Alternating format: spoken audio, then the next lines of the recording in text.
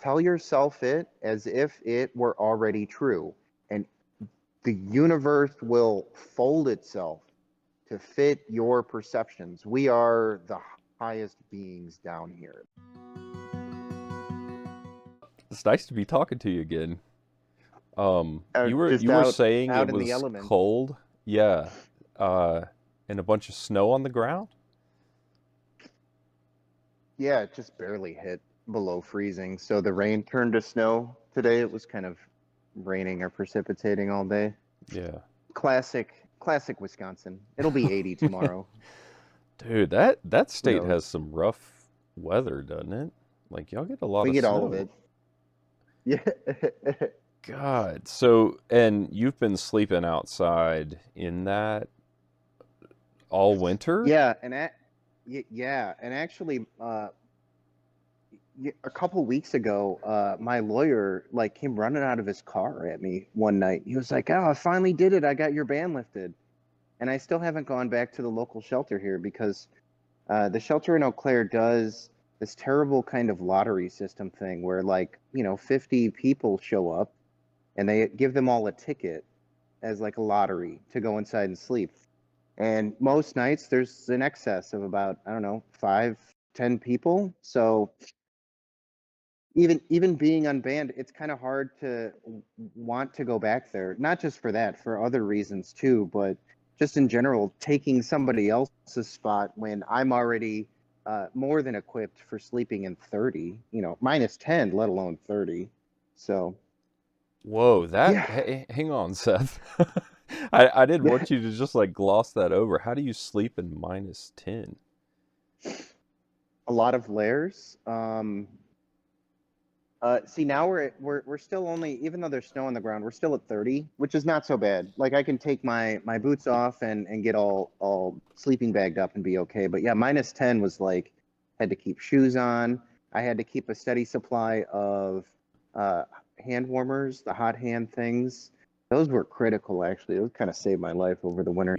Do you ever use like an electronic heating source, like something you could charge at the library?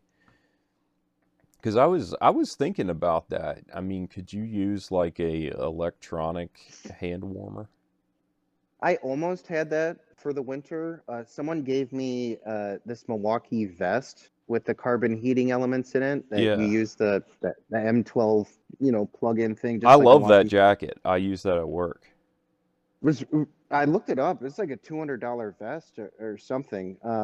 But the battery they gave me with it didn't hold any charge. And I did look it up. To buy new M12 batteries is just way too much for me. So I stuck with the hot hands. Also, the hot hands are free. Do you still have the jacket, Seth? I gave it to someone for safekeeping. Also, I don't really have much use for it now that it's warmer. And something else you have to keep in mind, doing this urban sleeping rough lifestyle, everything that I have is a carry.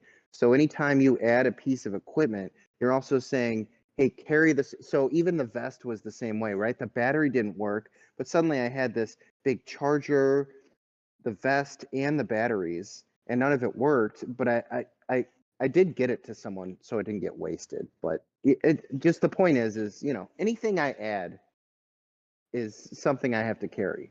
I'm in a full snowsuit, right? And that's great Yeah. because it's 30 degrees. So I'm sitting on concrete. I'm comfortable right now. But like it's Wisconsin, right? Just like we were saying earlier, some days it's going to be 70 and some days it'll be 30 during the Hmm. spring. So to have the snowsuit is a boon, but then whenever I need to take it off because it's too warm outside, now my backpack's super stuffed. Right. Well, I was just thinking the other day, like how, yeah, I do. I don't know. There's something that I think erodes my mental health about the American lifestyle of accumulating things and then it's just like more shit to manage. When you see people who are street people, homeless people, a lot of times they're not able to operate in the way that I'm telling you, like, hey, look, this is unusual where I have to really manage everything that I like, even a toothbrush and a thing of toothpaste. Just, yeah, you use that and then it goes in your bag and you have to carry it around all day. Everything adds up like that. A lot of people on the street don't think that way. And so that's why you end up seeing people who are carrying around large pieces of luggage filled with clothes or shopping carts and things like that. Because again, like you're saying, this is America, right? We live in a capitalist society where having stuff is a part of your identity. Right. And yeah, so they've kind of become mobile hoarders, for lack of a better term. Well, it seems like yeah, I mean, there's a real lesson in that because you know, there's honestly, there are times I feel like a hoarder. Like I work in the trades and like, I take home parts and shit and like, my basement is full of shit, which is why I had to get this screen in the background. And Well, it just I don't know, man. I mean, at this point, and I work a grinding job, dude. Being an HVAC tech is rough. Um, yeah, it just makes me wonder, like, now I'm not saying that you have an easy life. I believe you have it like really hard, but it's interesting that like it seems like it's been good in that way. I mean, it feels like you've learned a lot about living simply and living in the moment and all of that kind of stuff. yeah, my comment on that would be for me personally, forced asceticism is still asceticism. It still works. And Hmm. asceticism is, Hmm. Interesting. So it's made you more spiritual, yeah, oh, but yeah, absolutely. yeah, interesting. Wow. Yeah, I mean I can see it. Like it seems like it's been a vital part of your journey. Even learning how to care for the homeless, I think grows you in ways that it's hard to do otherwise. I mean, you're right there like on the lines. Yeah. Yeah, I don't know how to, I still don't know how to share what I have with other people. And I don't even know if you'd really want, like, you don't want a whole world full of mystic spiritual dudes or whatever. But it's something I've been working on the last month or two when, as Nietzsche would put it, he has his downgoings. Man, Nietzsche's such a hard, it's really hard for me to put into words exactly, but like, okay, I wake up and then I go into the homeless industrial complex here. I'm talking with people. I am transmuting negativity, poor health, anger, things like that into whatever their polar opposite are in some effective way in order to um, be a light for people, right? Like just not another source of whatever uh, they're manifesting, whatever their imagination is. You know what I mean? Um, Right. So yeah, you've had to be in a hard environment. Like for sure. Not just out in the elements, but you're right. Like if you're trying to minister to homeless people, like that is a tough job as far as the energy that you're coming in contact with. So how do you yeah, deal with that? Like how do you stay positive? How do you cuz I feel like I struggle with positivity and honestly it's kind of embarrassing because it's like a first world problem. Like I have a house. Like I have nice things and I'm just trying to figure out like where that comes from. um, I I make sure to well, I guess the simplest way to put it is I make sure to ask for forgiveness every day because I'm bound to make mistakes, even with my holier than thou spiritual blah blah blah. I still have thoughts or even actions that don't align with that, right? Maybe I'm in the warming place and things are going good. I'm seeing synchronicities. I'm having good conversations with people. Then someone who I find frustrating or something coughs on me, and then I yell at them for it. And I know immediately that I've just done something that is, opposite to what I'm trying to do or be.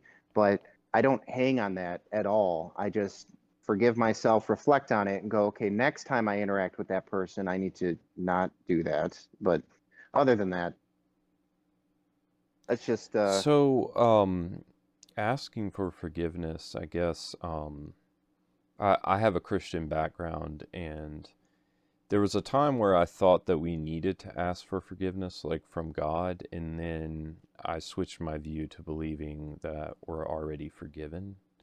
But it's still like the concept is still really powerful because I've been realizing like I deal with these layers of self-hatred, and that would be basically what you're doing is you're accepting yourself and your failures and all of that.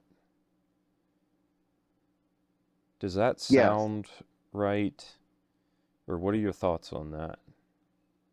There is there is a pure version of every soul, and when we go to the afterlife to be with God, we are purified. But you cannot you cannot have that purification take place unless you've done the mental work down here to, I Mm, don't know, appreciate the value in it, or kind of do it yourself to some extent. mm. Yeah, but see, well, and that's where it gets into like identity because I define the true self, like that self that loves love, light, joy, peace, all those fruits of the spirit, that as the actual true self. And so there's nothing to ask forgiveness for because that self is perfectly pure. But then you have this alter self, which is kind of like the ego that comes in, and that's where the stuff comes from. So like it's not like when Paul says it's not how does he say it? He says it's not it's no longer I that do it but sin that dwells in me. It's like this monster, this ego, this parasite, this whatever in me that's doing these things that I don't like, but my true self, which he called the new man, like that is totally pure, like doesn't need forgiveness, is in the image of God, etc. But don't deride the other archetypes, the other parts of yourself, the shadow, the ego, whatever, because that is the transformational power that allows that true self to grow in this Mm. sort of free will system. It is it's the magic sauce, I suppose. Well, right, but I think like order matters. So when the ego is in charge or it is primary, um, that's when it becomes a problem. So yeah, Yes, I yes, shouldn't have called it yes. a Hmm. parasite.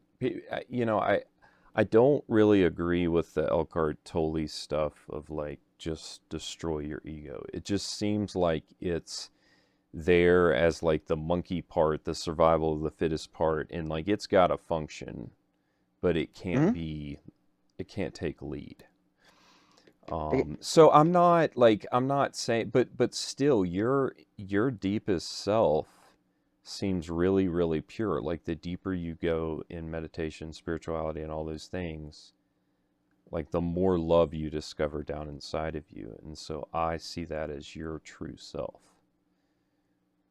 Yeah, it's all here. And there's more, that I'm discovering. Although I will say, having deep spiritual experience will kind of scare you straight to a certain extent, or at least give you the tools or the motivation to self-examine um, so completely, to eavesdrop in your own mind. Something I didn't even realize I could do until, this whole thing started. Wow. So you've since your spiritual experience, you've found that you're more introspective.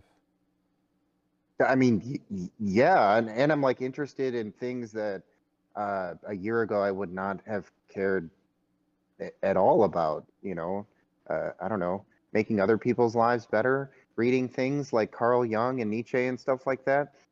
I as I reach into X and other parts of the internet, it seems like there are a lot of people who have latched onto this sort of field as a hobby or interest or some kind of seeking, and that's good. But for me myself, it's more top down. It's more like I saw a little bit of the answer sheet, and it's like, oh my gosh, there's all this other stuff I need to go, figure out, or I need to be able to put this in words for other people, or I need to work on transforming myself to be more useful to others, or something. Wow, so like pretty much everything you've been working in is internal, either in yourself or in another human. Yes, absolutely, 100%. And That's that's beautiful. more right. And unlike, uh, and you should not feel guilty about the life you have or the things you have because they are an effect of your will, your manifestations. And the same goes for me. I don't sit here and lament being out here. Shit, I think my powers of manifestation are so strong. If I wanted to win a pile of money, I probably could, or whatever. But like you're saying, everything that I've been doing the last, few months has been just this internal reworking because I don't I got no nice way to put this. When you see the end of time, everything else kind of doesn't matter that much. Like the soul wants to live. You know what I mean?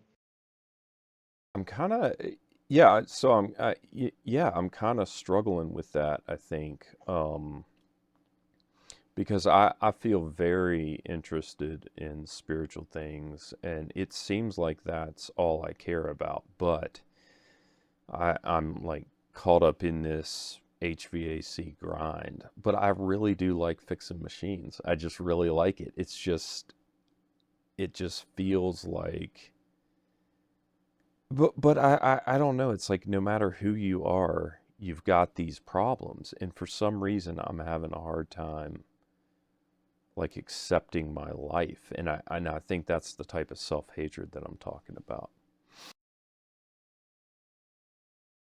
I read some Neville Goddard lately. That might help actually. My mentor has mentioned him, and like, yeah, yeah. I mean, his stuff is legendary, but where do I start with that? Like, what would you recommend? I downloaded a copy of The Power of Awareness. The Power of Awareness was good. Neville Goddard tends to say the same thing over and over and over again to great effect. So I don't even know if while I liked The Power of Awareness, I don't know if there's a wrong answer because I'm pretty sure he gets to the same point and conclusion in all the books like he does in his lectures and everything. And that is one of will and manifestation, of imagination and differentiation between imagination and fantasy. That's the real difference maker. Manifestation is real, but it can't be rooted in fantasy. Okay, so what does that mean? Oh, if you don't believe it, it doesn't work. Okay, so if you're trying to manifest something, Yes. what is belief though? Because like sometimes I'm like, all right, my rational brain is being fucking difficult, and I'm trying to talk it into believing this thing, and I'm like having a hard time believing the thing that I want to believe. Like I want to believe for this or that. Honestly, I have a hard time manifesting stuff because it just feels like I'm trying to control too much. So there's layers of issues, but I would like for you to can you comment on those issues and explain it a little bit more? Sure. So like a simple manifestation that anyone can do, um, is is to just tell yourself that right now, in this moment, I am exactly where I'm supposed to be. I am exactly where I want to be to get to where it is that I'm going. And there's no the language of the internal conversation is so abhorrently critical. It has to Mm. be rooted in the present and it has to be treated as an abject truth.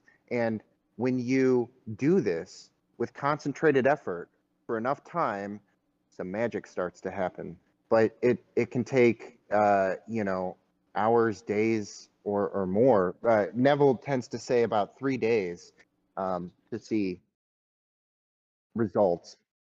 Okay, so what this would look like practically would be for 3 days, I would say something in my mind, like very distinct and focused, and like believe it. And Yes. Everything is working out just as it's supposed to. And then manifestation happens. What it is depends on what you're thinking about. But um, it works best when you just stay simple. Honestly, things are okay, working out exactly the way they're supposed to be. And the critical bit isn't um, isn't doing that flawlessly or anything else like that. It's just having this constant, not constant, but whenever you're transitioning rooms or going to bed is a big one. Waking up is another big one. Um, Tell yourself it as if it were already true, and the universe will fold itself to fit your perceptions. We are the highest beings down here. Like everything just sort of, we hold it all together. But it's kind of like your question earlier about like mass manifestation. Um, there's just not enough congruency. The internal world is so complex. The emotions, the thoughts, the feelings, the experiences, the qualia is so individuated that outside of like going to bed with your wife every night and imagining yourself in a bigger house or something like that with them, it tends to be mostly individual manifestations, that is.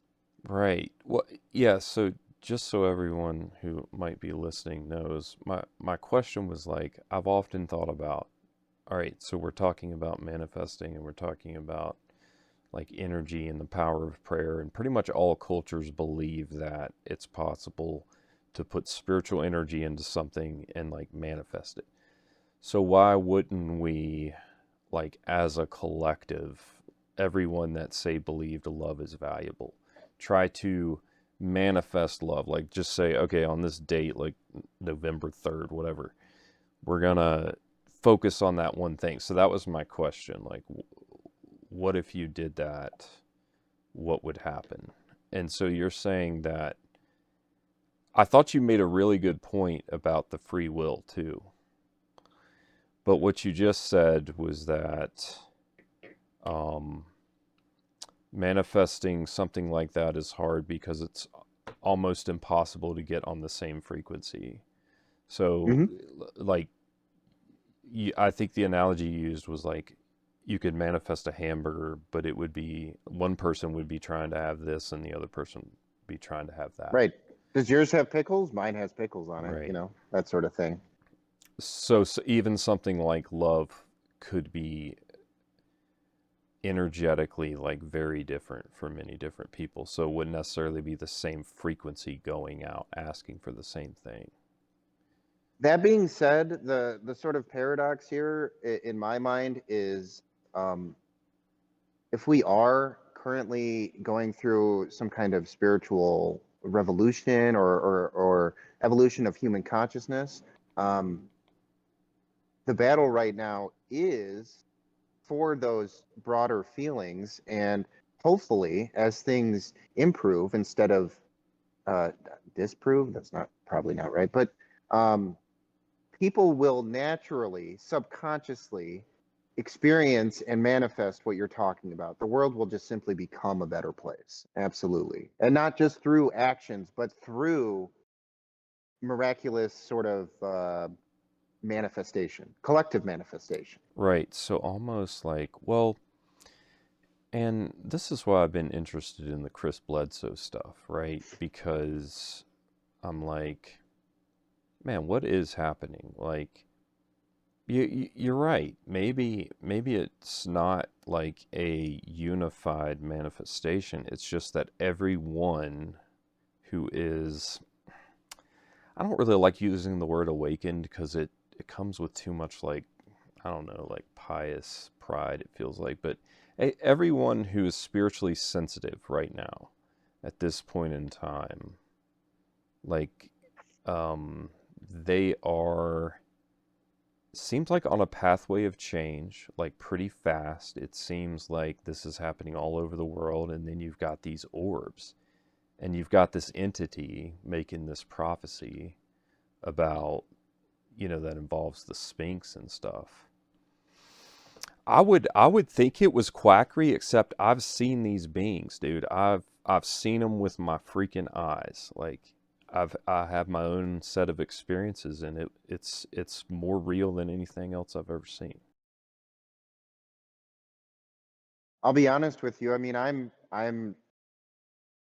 try to stay focused on self and what I'm doing down here on the street, and not so much what comes out of the existential crisis rectangle. Because yeah, I don't know, pyramid stuff, the Chris Bledsoe stuff. There's so many little things that I just go, oh, that might be something, and I don't really know exactly what's going on either. The feeling that I have, or really more the experience that I had, what it tells me is that we live, maybe not coincidentally, in the most interesting time to be alive, or maybe it's always been this way. Yeah. But either way, humanity is either about to make a leap ahead like we never have before, or it's just singularity where, I don't know, we turn on the machine god and it just keeps learning and self-improving, and everything just gets crazy. It just comes up with technologies and things that are just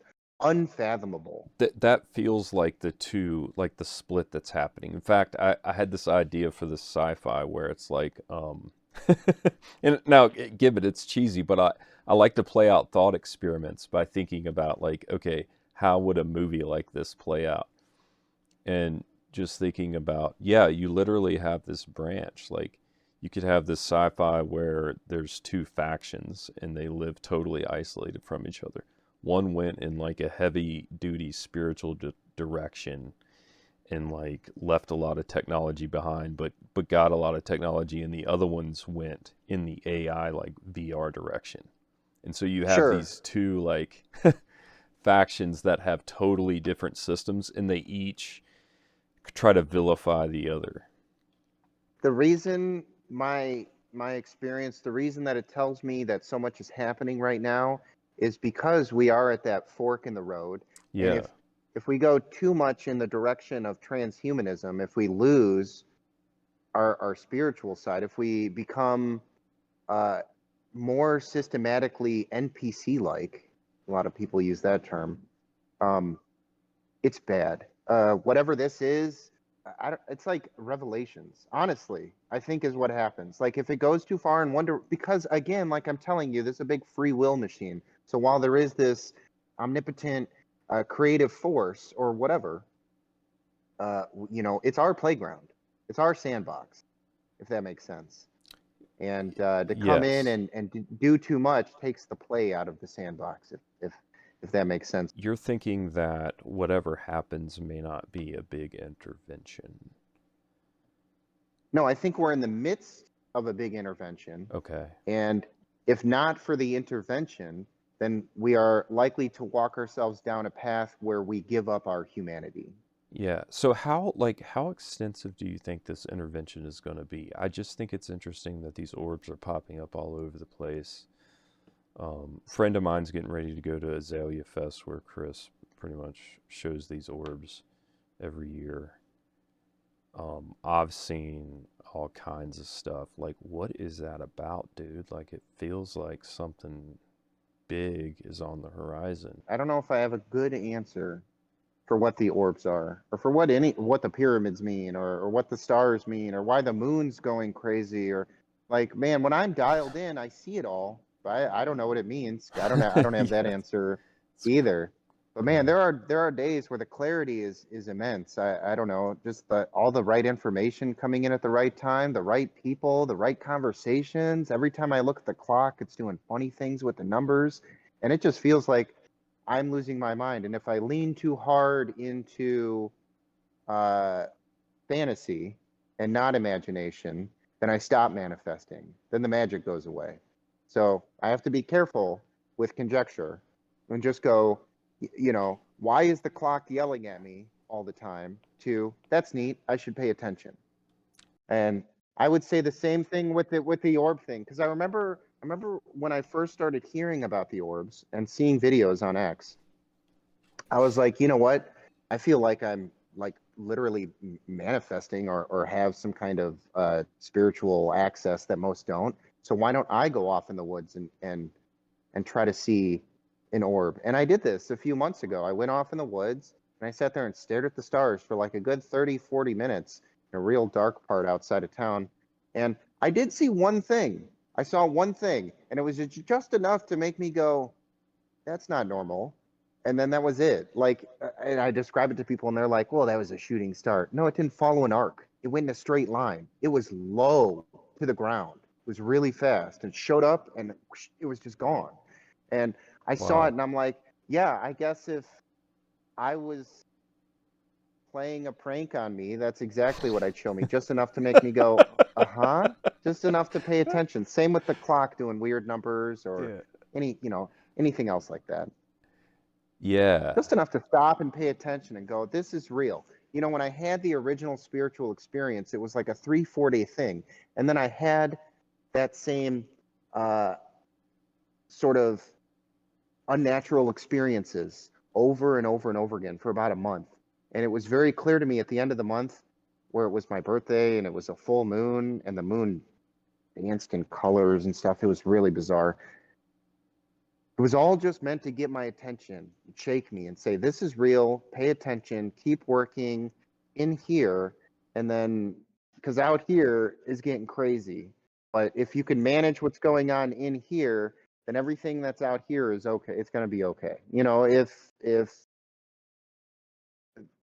divine beings show up or whatever, it's going to be okay. Gonna be okay. And if they The don't, aliens show up, going it's to be gonna be okay. okay. The moon blows up, it's going to be okay. It's going to be okay. That feels so right. It feels like, yeah, because when the divine does these things, I mean, I can hear it in your voice. Like, we feel so loved.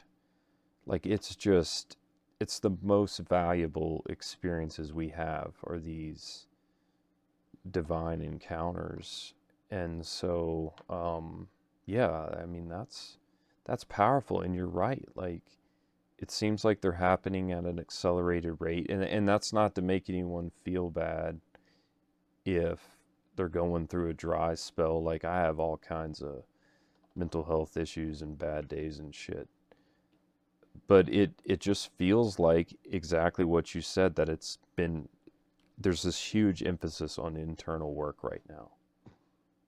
I mean, I'm seeing it all over the place that people are working on their inner life harder than ever. Something is coming, man. It just feels different. If you start working on your inner conversation and you see your life and your perception of life transform, you'll start to identify this difference too, where there are synchronicities and there are manifestations. So, synchronicity, look at the clock. The clock is funny time. Something notable, something that makes you go, wait, really? It's all ones or whatever, right?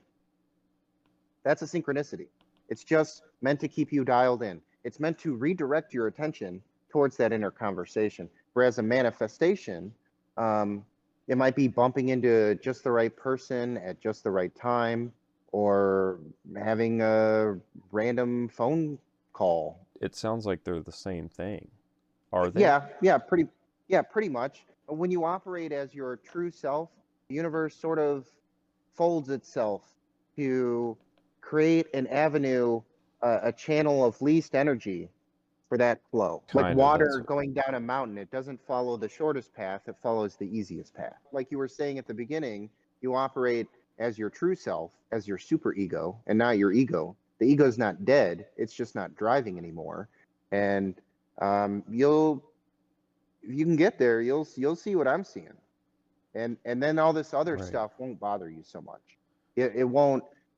It'll be interesting. It's still interesting, trust me. Like before I talked to you, I listened to a little bit of some video they shared in there of some UFO guys talking or whatever. Um, Interesting, but I'm not putting a lot of weight or, you know, I don't know. I like that perspective. Yeah. Because well, what you're saying is that the divine is like right here, right now. Like you're getting this message of do not be afraid, like all of the Yeah, got positive words that come out of these kind of like weird spiritual things, syncs and manifestations. Yeah, that really is powerful. Because I think a lot of times I just have so many questions. You know, I'm kind of like that kid in the back seat that's like, "Are we there yet? Are we there yet?" And the divide's like, "Wait a second." You know, because I think I want things to change fast. Like I want something radical to happen, man. I just want, you know, to be honest, if I had any wish, it would be for like some outside force just to intervene and like dethrone the elites. But it's like, I mean, is that, even if that were to happen, is that that's no more or less divine than just me living like a fulfilled, happy life that's full of love, peace, joy, like all of those things.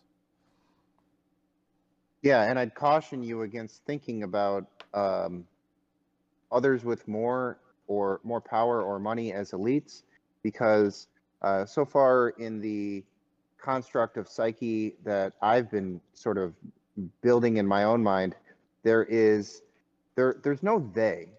They is such a twisted concept that people love to run with. They run with it, and it feeds their ego. It feeds that wrong wolf over and over and over again. There's no they. There's just self and others, and it's always been that way. And whenever you think of they, what you're really doing is you're examining the borders of self, and you are finding them wanting. And that's not good. You know, it's the whole pointing a finger 3 point back at you sort of thing. You're taking a lens to the edge of yourself and going, that's me, that's not me, and I don't like anything that's not me. And that's just self hatred, really. Wow. So yeah, I was literally journaling about that the other day because I got to thinking how judgment in any form, whether it's towards yourself or towards another, but if it's towards another, it always has to be towards yourself first. Hmm. So Yes. it is true that if you judge any other person, you are judging yourself. Because and it kind of makes sense too. I mean, you really got to get it down here for it to have power. But it's like, man, if I was born into, say, Hitler's shoes, that's so taboo. But like, if I had his neurochemistry and I had all his life experiences and I had his genetics, like, who would I be? You know, I don't know because I'm just this observer. And like, would I? So yeah, there is this element to where I don't see how you really can judge another person because I can't have their experience. I can't try on their shoes really. Like I don't know what it's It's also like to be not fucked up by the world and believe it's also not lies. productive.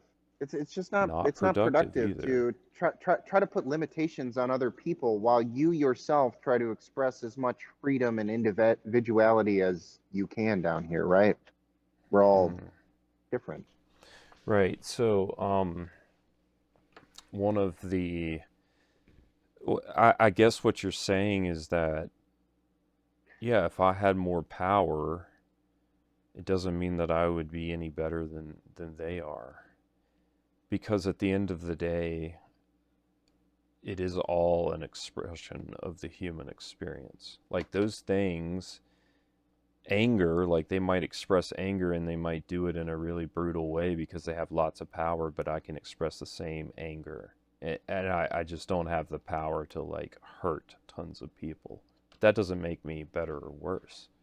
Just, you know, Well, and there. it's also just their manifestation, kind of like your life and everything is a manifestation of your will, whereas my life is a manifestation of my will. If you or I had the motivation to become like those people in power, we could do that. Absolutely. I guess it is kind of an expression of the will. The shoes don't make the man. The will does. The internal imagination does. If you talk to the Sam Harris types, they're determinists. So they do kind of believe a version of what I said. They're not adding in the spiritual aspects that I did, but they do believe kind of like in this predestination or this determinism of, you know, no matter who's born into this place at this time with these genes and all of that, like they become this definitely, like they can't deviate from that. But what you're saying is that all of that is kind of like the shell, and what gets born into that is the will, and the will can deviate however it wishes. Yes, yes, that's the power of will is in metanoia, is in the ability to change, not not to think differently, but to choose to think differently. We Mm-hmm. all have the choice of thought, and it's something that it's definitely crux to, I don't know, my spiritual understandings or leanings. Um, David Foster Wallace has a speech called This is Water. It's really good. And it's specifically about this topic, about going through your everyday life, kind of like Goddard, and controlling your inner dialogue, but not in a sense of like, I'm trying to get something out of it or manifest something or make myself feel better.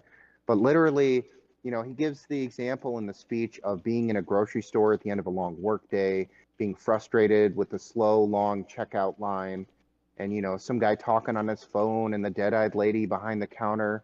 But if you stop and really choose what to think about, choose what you give value and meaning to, you can realize that that moment's not maybe personally frustrating, but on fire with the same force that lit the stars.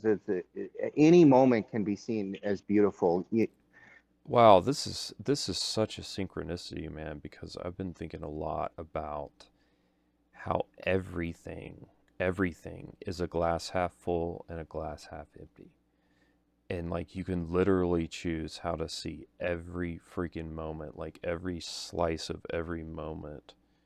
You can Correct. you can choose like the light or the dark version I can of sit it. here, I can sit here and complain about having wet feet or having a tooth that's falling apart or being hungry today or, whatever. There's like a billion things that I could sit and whinge about. And it's one of the reasons that homelessness is such a pratfall for many people because, a lot of bad to deal with, a lot of bad to overcome or whatever. But I can also sit and be grateful that I have a steady supply of nicotine today, that I'm talking to somebody that I enjoy talking to about something that I enjoy talking about, that my tooth doesn't actually hurt, or that I'm not actually that hungry and just hungry for once, which is fine. That's normal.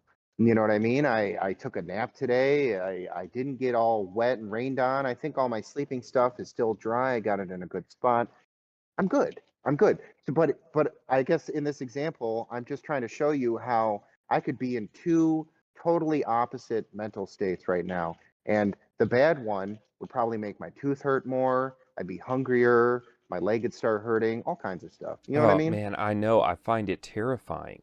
Like hell is in the fucking mind. I literally thought about that. Like, in fact, ultimate hell would be to desire something strongly, like to the strongest degree, and not being able to fulfill that desire. So it'd be like Yeah. an itch you can't scratch, but like Yeah. not just any normal itch, like some extreme itch. Like I have like existential angst over thinking about that because and it's why my mental health bothers me so much because it's like, holy fuck, I could be enjoying life, but for some reason I just feel depressed, like in my head.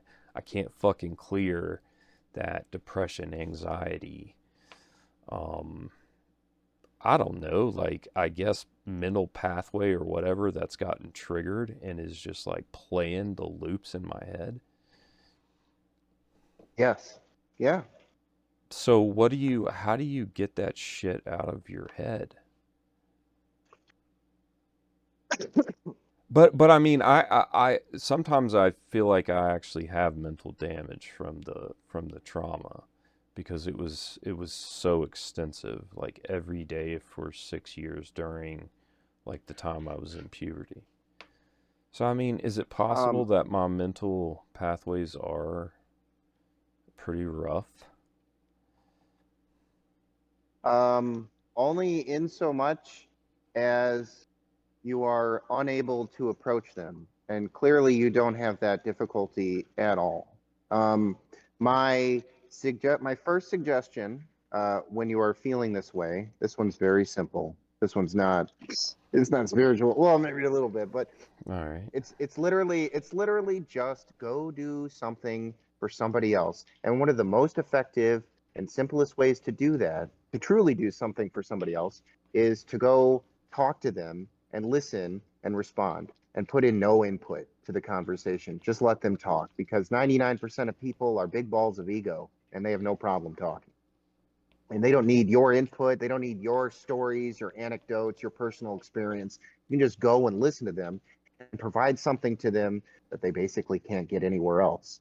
Um, Well, let me Another, ask you this, Seth, because one of the things I struggle with, like you're so right, when you ask someone to open or you approach someone in a way that causes them to open up, it's really a delight. But I get burnt out with some people like coworkers that just complain about this or that. Like it brings me down. So I hate like I don't know. I mean, do you think that's still how do you protect yourself against that energy or you either reject it, transmute it into the positive, say the person is complaining about their health, talk about being healthy. If none of those work, you just walk away. You just leave it alone. And that would be my other suggestion in moments where you feel like this. You go and you can walk, go wander, go sonder, go be a background character in someone else's movie for a while, and just spend that time nurturing your inner conversation, telling your ego to shut up and sit down, or just letting your thoughts wander, or listen to music, or whatever. But just walking and being a background character is okay, is another key one I'm for gonna me. try to put some of that into practice. I mean, I think that's good advice. Um, any other ways that you can think of for kind of like breaking out of that sloth? I mean, I would compare it to like walking through mud, like up to your knees, just trudging through some kind of swamp.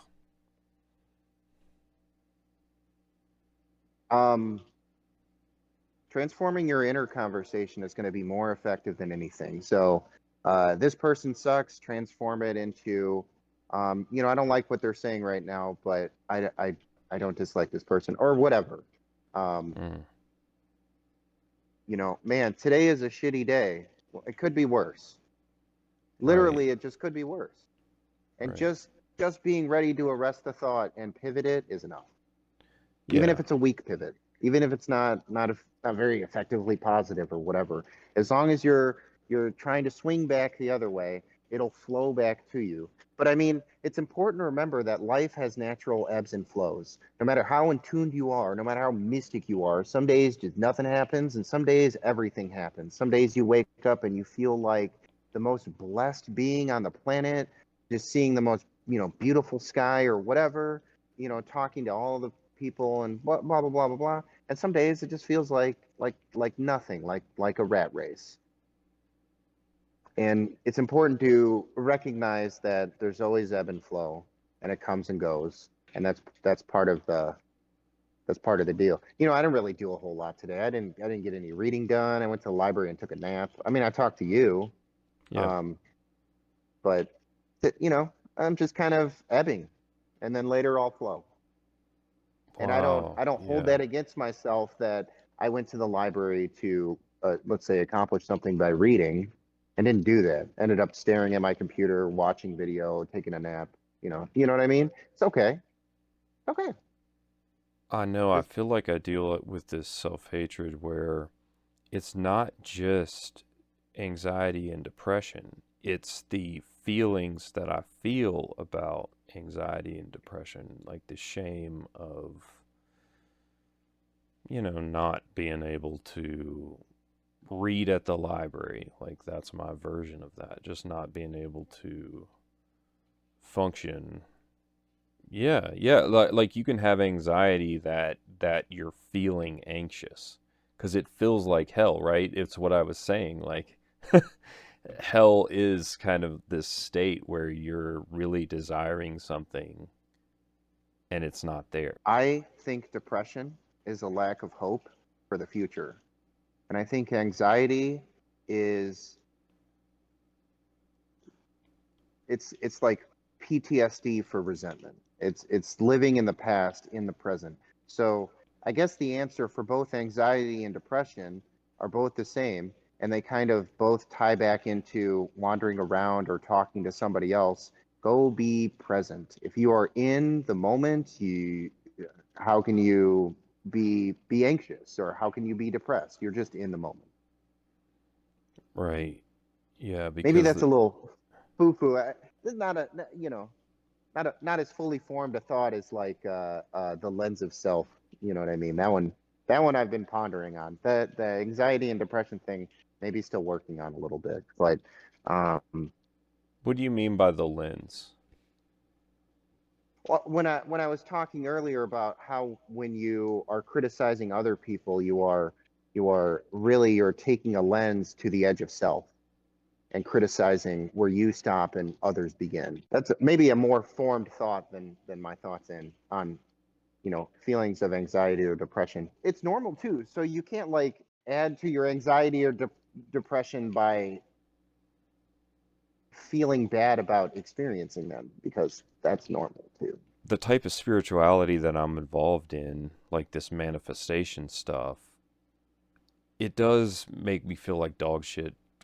Kind of like, uh, in the back of my head because there's all this talk about, okay, well, increase your vibrations. Like if you're having a shitty day, you're manifesting that. And like if you're having this negative thought, it's going to manifest. And it just feels like there's so much stigma around the types of thoughts that accompany anxiety and depression. I think I psych myself out because and I don't go like full woo with it where I'm like, I'm gonna manifest everything in my life and all of that. But I have seen enough evidence myself to appreciate these principles. Highly recommend Neville Goddard. I do.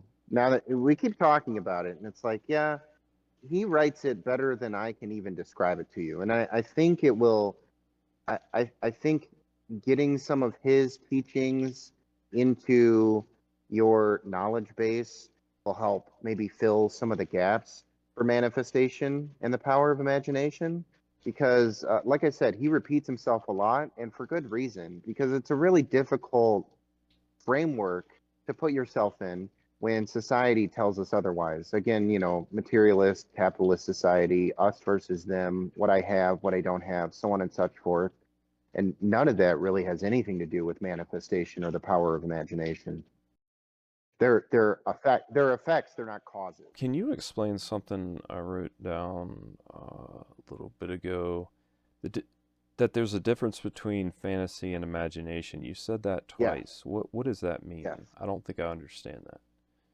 So Neville talks about this probably better than I do, but it is something I was turning on in my head as I was reading his book. I was like, so where does this end, right? Like, so if I have this power of manifestation, like what limits are there on it?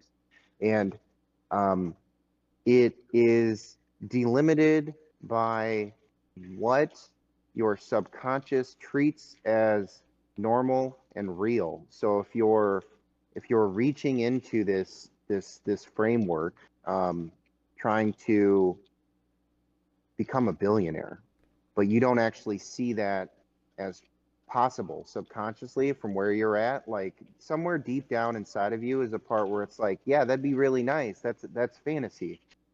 There was another lady, another video if I find it, I'll send it to you because the lady describes this perfectly. But um, she's literally talking about manifestation, imagination, and fantasy. And the interviewer, she's like, well, what's like what you're asking? What's the difference between, how do you know the difference between fantasy and imagination, intuition? And the difference is um, intuition is uncomfortable. Fantasy is comfortable. Does that make sense? Ooh, interesting. So fantasy is like a lustful. I hate to say it that way. I mean, it makes it sound so dirty, but it is like it is like a lustful type of like, hey, I want this yacht or I want this jet or something. So that would be fantasy. And imagination is, you said intuition? Yeah, they're linked. I don't have the perfect words to put them together, but they are linked. They are kind of one and the same, at least in this sense. Um, so take my example from earlier, right? I'm a poor homeless dude. Man, if I'm some sort of spiritual guru manifester, it sure would be nice if I just walked to the store right now and bought a winning lottery ticket. But in my mind, that's fantasy because what would I do with that? I don't know, live well and just kind of do all the things that I want to do. That's fantasy land. Can't manifest that. Now, if it had purpose and drive behind it, and I believed it in my heart of hearts, I'm pretty sure I could go buy a winning lottery ticket. But it needs purpose. It has to fit my intuition. It has to be in the path of least energy in this case. And if it's not, then it's just fantasy. It's not proper imagination. When Neville Goddard talks about imagination, he's not talking about um, uh, pretend. He's talking about the part of your mind that perceives the world as real, and that part, um, according to Neville Goddard and others, has more power over reality than we think, and that is a power that we can utilize both to transform our inner conversations and our outer world. Interesting. So it's the perception that transforms. Yeah, it is, because it's the seeing of the glass as half empty or half full.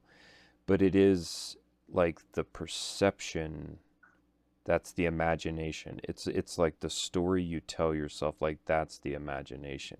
Because I'm realizing that you can only believe what is real to you. You can't believe something if it's not real to you.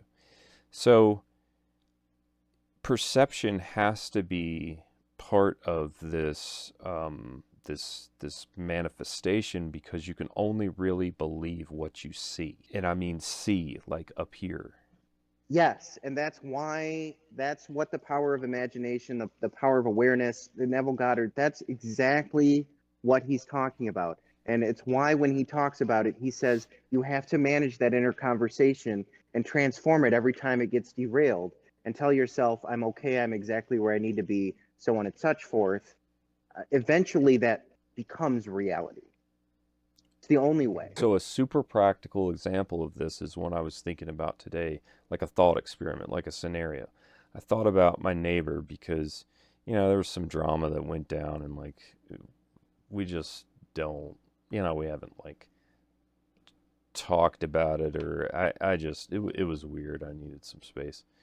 Um, but I got to thinking, like, so I saw him like coming down where my house is, and just like in a split second, it's like I lived out two different scenarios. In one like movie in my head, I saw that I would get in more conflict. Like I would just have a conversation with him and he wouldn't understand what I was saying, and like he would just get madder. And then I was like, good God, if I meditate on that, like that's exactly the kind of energy that I would bring into the interaction, and it would happen something like that.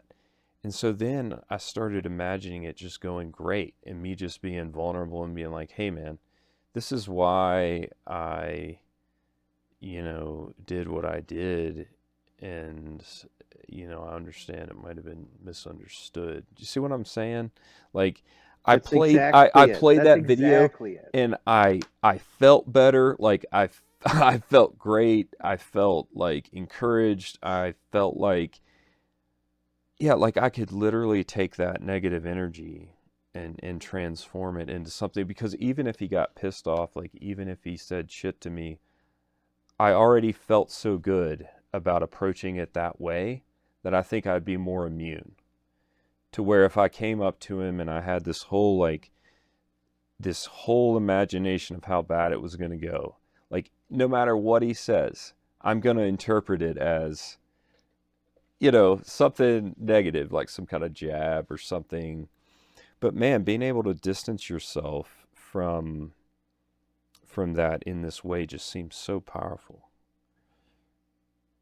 That's a literal example. It's kind of, you almost just gave a literal example from the book, that Power of Awareness book, where he talked about one person who was having trouble with the boss, and he told that person, he talked to them and he was like, so sometimes, you have these scenarios play out in your head where you interact with them and it goes poorly, blah, blah, blah, and they don't get along with the person.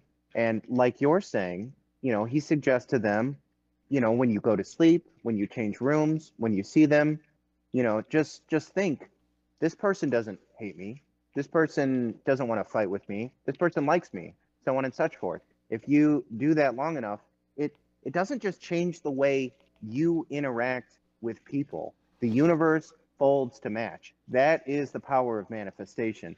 And because in this example, it's so simple, it's really easy for it to be real, be rooted in real imagination and not fantasy. Because it's really simple to imagine that somebody doesn't dislike you or likes you, right? Right. Um, so it's an easy one. It's an easy manifestation. Oh, that person doesn't hate me. And you just live that way. And then you'll find that, I don't know, the conversations go well. But sometimes it's spooky. And that's the power of manifestation, trying to show itself to us that, hey, your thoughts have more control over this whole thing than you give them credit for. Whoa. So I guess going back to what you were saying is that these synchronicities and things of this nature are a reminder that this is real. Like everything you just laid out is real. And When yeah, you're I feel the power of that, man. when your super ego is in control, when your true self from the end is in control, the universe sings to you just to keep your attention, or I don't know, lull your ego into staying in the back seat, or I don't know exactly what it is. Maybe it's to get our attention so that we flow in the right direction if we are flowing. Um, I, I don't know exactly, but that seems to be how it works. Man, that's powerful, dude. Um, Man, that's good stuff. Because I really have been thinking a lot about manifestation and wondering a lot about it. But this is the first thing that I think has made sense to me because it just never felt right that magic was about fantasy. Like I think I was viewing it as fantasy. Like that's what this manifestation stuff is like making your fantasies come true. And so I was like, that just feels wrong. And like I feel like I don't really want that. Like the lottery, I got to thinking, Right. um, yeah, like this just doesn't feel right. But to think about something simple, like very simple, I'll give another example um, that just stood out to me. It's a stupid example, but it just really stood out. So my son, he's got so much energy and like has been such a hard kid to take care of, and he's the fourth. He's the youngest. He like gets into everything and he got out these exercise bands and I was just irritated because I had put them away so many times and like here he just got them out again and then instead of getting irritated I was like holy shit, I'm just going to tell myself a different story. I was like, I'm looking at that band that my son left out. It looks like it'd be great for stretching. I went over there and did some stretches and it was great. And so just by telling myself a different story, Like I told myself, man, that looks useful versus, hey, I get tired of cleaning up after this kid. Just having a simple difference of perspective totally changed that whole situation. Like I enjoyed it versus being frustrated about it.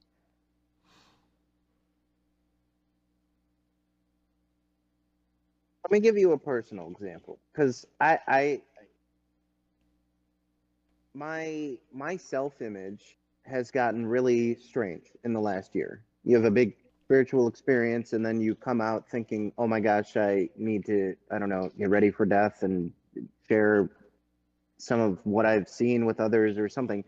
And again, there is the fantasy side of it where it's like, man, it'd be nice to just win the lotto, or my gosh, if I'm supposed to be some kind of spiritual person, leader, whatever, man, it sure would be nice if I could just manifest fire and show people and go, listen to me because clearly I know something you don't.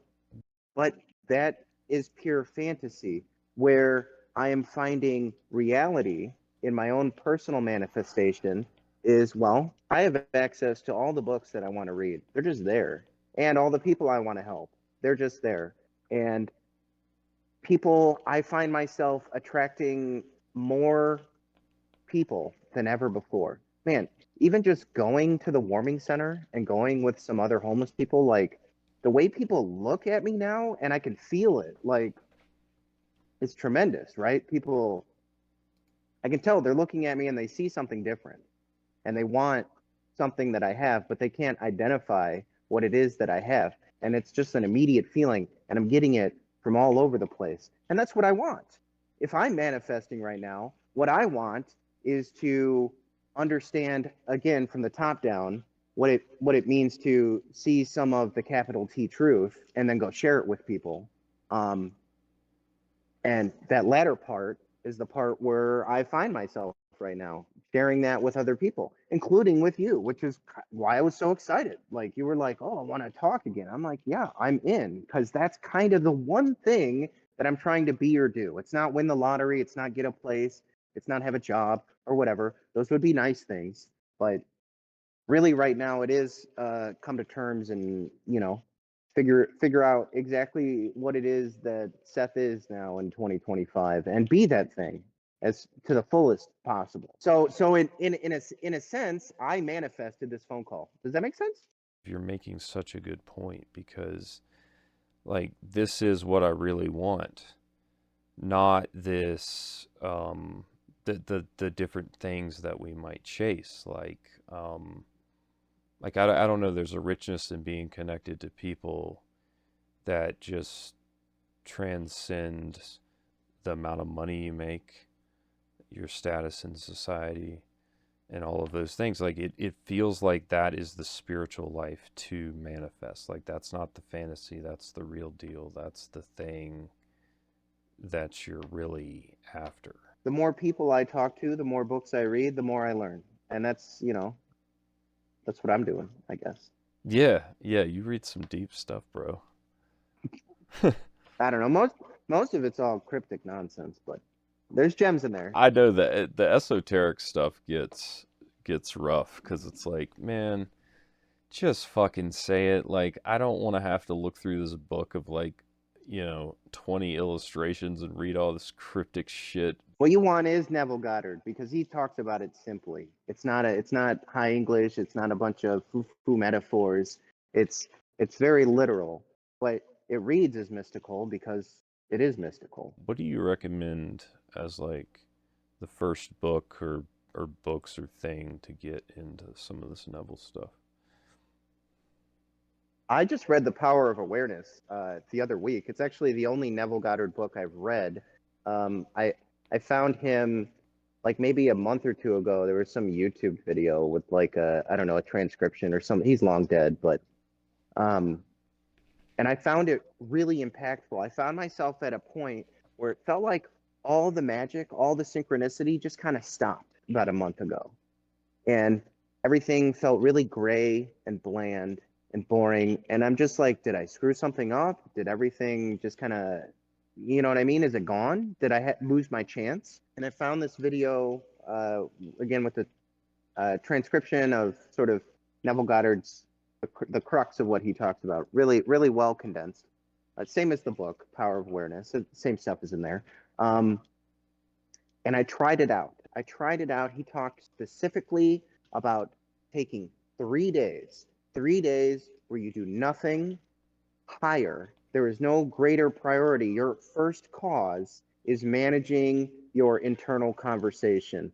Again, it talks about if you're feeling down, pivot. You know what I mean? If you're feeling unwell, pivot it to health and wealth and so on and so forth.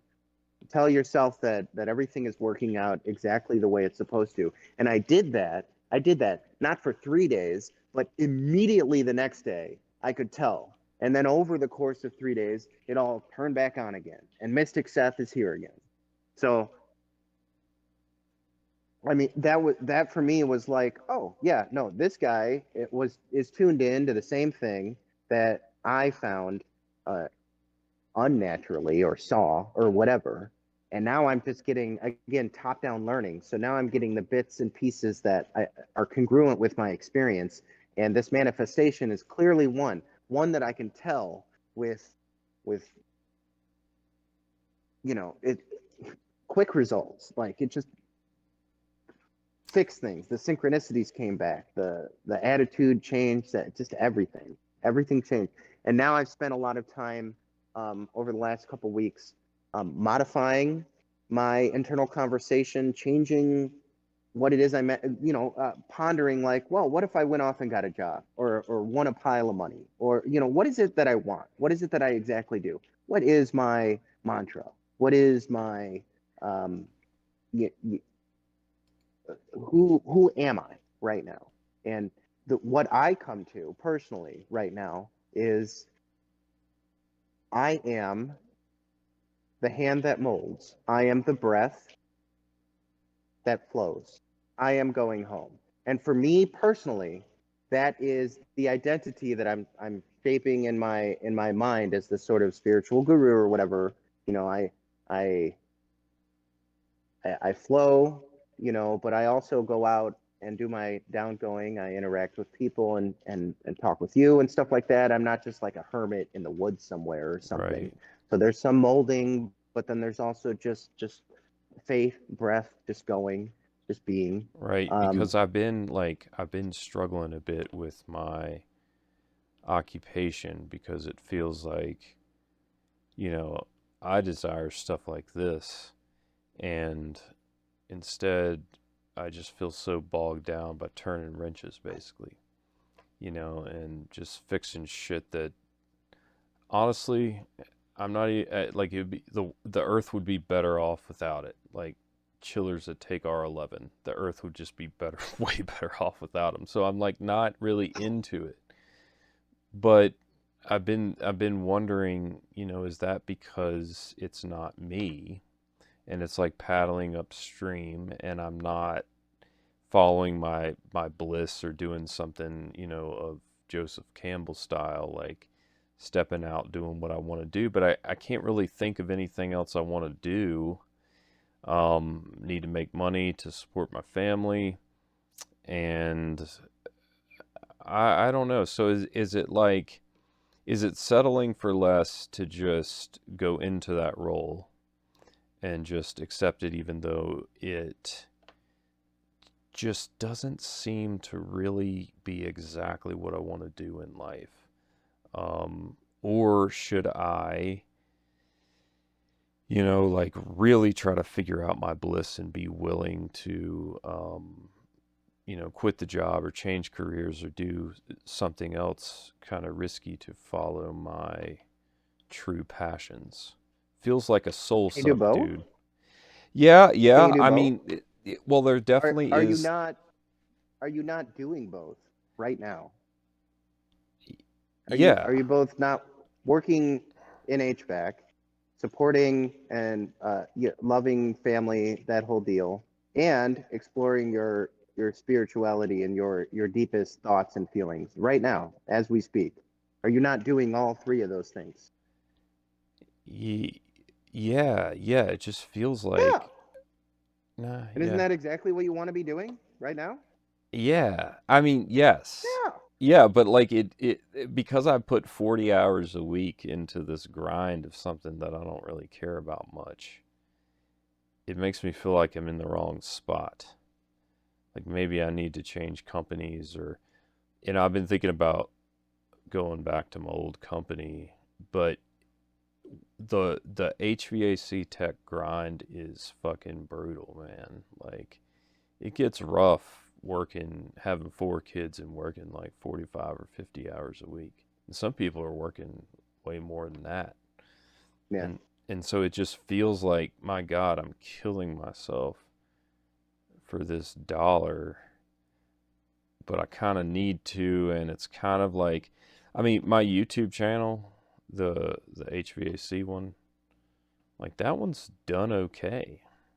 Like it just seems to be where I'm at in life. So I'm trying to figure out, what does it look like for me to embrace this version of myself that ended up right here at this moment in time because of all my trauma and all the fucked up things that happened to me, and like every winding, curvy road that I took and like got lost and had to turn around and come back. All of that shit added up exactly to this moment. So should I just embrace it, or does it sound like I'm like not following my bliss because I just feel such a drag towards working in these buildings and shit. Um, it takes it. It's going to take time and effort, but it really is about um, choosing choosing your thoughts. And as you go through this process over time, you will uh, find those thoughts slipping away, losing power. Because right now you're giving them a lot of power, right? You talk about, oh, work it's going to kill me and this, that, and the other. That's another manifestation, my guy. You gotta be careful with those. But don't you gotta forgive yourself also. You can't rag yourself for having those thoughts because completely normal. But the real work is in choosing what to think about, choosing what you give power to. You can rewrite all of history in your mind, all of it. You can rewrite both the past and the future in your mind. So why not? Why not do that? God, yeah. I mean, it seems like the obvious answer, like based on our conversation, it would be the obvious answer, but I think it's because I'm afraid that I made the wrong choice and like there's something better out there. See what I'm saying? Like I get afraid that I'm missing out because I made the wrong choice of, say, like getting into this company where I should have just stayed with my old company and learned how to manage the stress because that was more fulfilling work. And you see what I mean? Like I just get in my head like that.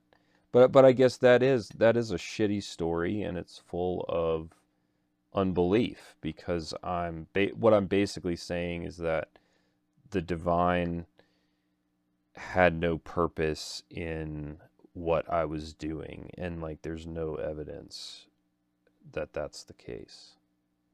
Well, pain pain demands to be felt, but suffering is always optional. When do you feel enough pain at like when should I say realize I've got enough pain at this job that I need to change the job? See, that's like a real down to earth question. If you feel like changing, you should change. Then maybe that's too pragmatic and not mysterious enough of an answer. Maybe that's exactly the answer that I need, because yeah, maybe just the paralysis of analysis that'll that'll cliche. What I would suggest is you talk about um, like missed opportunity, but it is not your actions that are causing, or the actions of others that are causing you to miss opportunities. It is that internal conversation. Period. End of story. Mm, It is the conversation. It's a bit of a paradox. It's like it's a snake eating its own tail. It's the negative thinking itself that is causing you to miss opportunities, and not a lack of action or inaction, just the thought. just the thoughts. So the pain is something that happens and it's uncontrollable. Like if if shit hits the fan at work, that's uncontrollable. Like that would be pain, but the suffering part is always the perspective part. The story I tell myself about what's right in front of me. Yeah, suffering is the resentment of pain. It's the later experience of a previous pain. It's optional. It's optional. The pain's not. Like if you stub your toe, you got to feel that. That's not optional. But, if you think about your toe later while it's throbbing and it hurts more, that part's optional. Maybe that's a very literal example. I'm being more metaphorical about suffering, but you know what I'm saying.